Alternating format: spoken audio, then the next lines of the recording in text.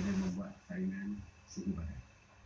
Walau bagaimanapun, rekod nama mesti juga diberi kepada yang pergi 10 buah kedai. Seperti saya kata tadi, 10 buah kedai mesti rekodkan. Sebab kalau ada kes COVID positif di kalangan pelanggan tersebut, kita masih boleh membuat pengesanan dari segi pelanggan-pelanggan yang bersama.